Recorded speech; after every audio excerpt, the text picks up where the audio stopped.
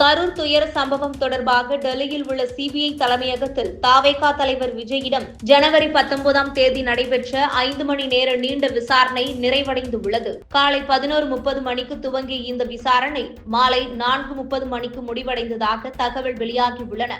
ஆனால் இந்த விசாரணை முழுமையாக நிறைவடைந்து விட்டதா அல்லது அடுத்த கட்டமாக அவருக்கு மீண்டும் சம்மன் அனுப்பப்படுமா என்ற விவரங்கள் இதுவரைக்கும் அதிகாரப்பூர்வமாக வெளிவரவில்லை என்பதும் குறிப்பிடத்தக்கது. கடந்த ஆண்டு செப்டம்பர் 27ஆம் தேதி கரூரில் தாவேகா தலைவர் விஜய் பங்கேற்ற பிரச்சார கூட்டத்தில் ஏற்பட்ட நெரிசல் விபத்தில் 41 பேர் உயிரிழந்துள்ளனர். இந்த சம்பவம் தமிழக அரசியலையே உலுக்கியது. உச்சநீதிமன்றம் உத்தரவின் பேரில் மத்திய புலனாய்வுத்துறை சிபிஐ இந்த வழக்கை விசாரித்து வருகின்றது. முதலில் கரூரில் முகாமிட்டு விசாரணை நடத்திய சிபிஐ அதிகாரிகள் தற்பொழுது டெல்லியில் உள்ள தங்களது தலைமையகத்திற்கு சம்பவத்துடன் தொடர்புடைய அனைவரையும் நேரில் வரவழைத்து விசாரித்து வருகின்றனர்.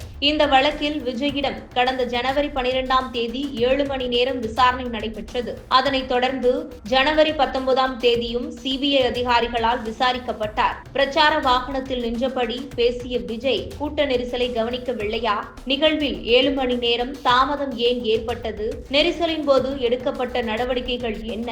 வாகனம் ஏன் முன்னோக்கி நகர்த்தப்பட்டது போன்ற பல கேள்விகள் அவரிடம் கேட்கப்பட்டதாக ஊடகங்களில் தகவல்கள் வெளியாகியுள்ளன. சில கேள்விகளுக்கு அவர் பதிலளித்த போதும் சிலவற்றிற்கு பதிலளிக்க அவகாசம் கோரியதாகவும் தனது பதில்களுக்கு உரிய ஆதாரங்களை சமர்ப்பிக்குமாறு சிபிஐ அறிவுறுத்தியதாகவும் கூறப்படுகிறது. விஜய் மீதான விசாரணை தொடரும் நிலையில் தமிழக சட்டப்பேரவை தேர்தலுக்கு முன்னதாகவே பிப்ரவரி 2ஆம் வாரத்தில் இந்த வழக்கில் குற்றப்பத்திரிகை தாக்கல் செய்ய சிபிஐ தீவிரமாக உள்ளது. அதில் விஜயின் பெயரும் இடம்பெற வாய்ப்புள்ளதாக தகவல் வெளியாகியுள்ளது. ஆனால் இது குறித்து அதிகாரப்பூர்வ அறிவிப்பு எதுவும் வெளியாகவில்லை. விசாரணை முடிந்த நிலையில் விஜய் சிறிது நேரம் சிபிஐ அலுவலகத்தில் இருந்து வெளியே வருவார் மற்றும் சென்னை திரும்புவார் என்றும் எதிர்பார்க்கப்பட்டிருந்தது. கடந்த ஜனவரி 12ஆம் தேதி 7 மணி நேரம் விசாரணை நடத்தப்பட்ட நிலையில் ஜனவரி 19ஆம் தேதி 5 மணி நேரம் விசாரணை நடைபெற்றுள்ளது என்பது குறிப்பிடத்தக்கது. மேலும் இதுபோன்ற உங்கள் கருத்துக்களை கமெண்ட் பாக்ஸில் கமெண்ட் பண்ணுங்க.